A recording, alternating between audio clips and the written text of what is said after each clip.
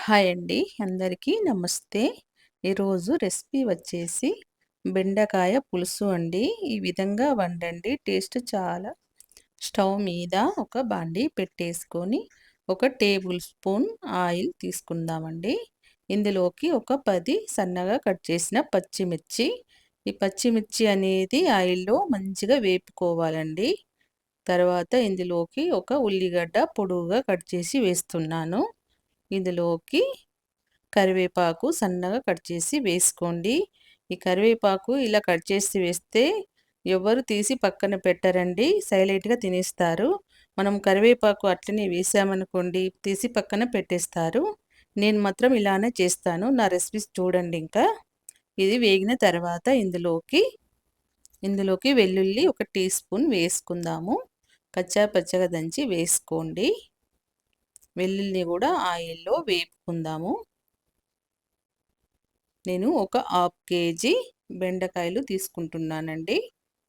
ఒక పావు tea spoon పసుపు, హాఫ్ కేజీ బెండకాయలు కాబట్టి ఒక 10 పచ్చిమిర్చి తీసుకున్నానండి.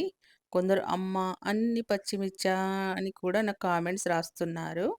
మనకు అవసరాన్ని బట్టే తీసుకుంటున్నాము. కొందరు తినని వాళ్ళు తక్కువ వేసుకోండి. నేను ఇందులోకి ఒక హాఫ్ కేజీ తీసుకున్నాను కాబట్టి ఇప్పుడు వీటిని వేపవలసిన అవసరం లేదు. డైరెక్టే వేసేసుకుందామండి. బెండకాయ ఫ్రై అయితే ఖచ్చితంగా వేపుకోవాలి. సరిపడా సాల్ట్ వేస్తున్నానండి. ఒక మ్యాక్సిమం టీ స్పూన్ అనుకోండి. ఎంత కావాలో అంత చూసి వేసుకోవచ్చు సాల్ట్. ఇప్పుడు ఒక 5, 6 నిమిషాలు మూత పెట్టి మీడియం ఫ్లేమ్‌లో పెట్టి మగ్గనిద్దాము. ఈ విధంగా చూడండి. ఈ విధంగా మగ్గాలి. తర్వాత మనం ఇందులోకి పులుసు యాడ్ చేసుకుందాము. ఒక కప్పు చింతపండు రసం తీసుకుంటున్నానండి.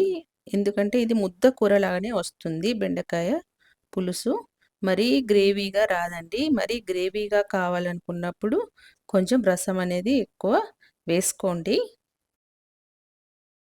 ఇంకా 2, 3 నిమిషాలు మూత పెట్టి ఉడకనిద్దామండి. చాలా బావుంటుంది. ఓన్లీ రైస్‌లోకే బావుంటుందండి ఈ కర్రీ. 2, 3 నిమిషాల తర్వాత చూద్దాం కర్రీ ఎట్లా వచ్చిందో. చూడండి ఇందులోకి జీలకర్ర, ధనియాలు కలిపి పట్టానండి. మిక్సీ చేసి పెట్టుకున్న ఒక టీ స్పూన్ అండి వేస్తున్నాను. జీలకర్ర, ధనియాల పొడితోని చాలా బావుంటుందండి టేస్టు. ఈ విధంగా చేయండి. ఇంకా 2, 3 నిమిషాలు మూత పెట్టి ఉడకనిద్దామండి.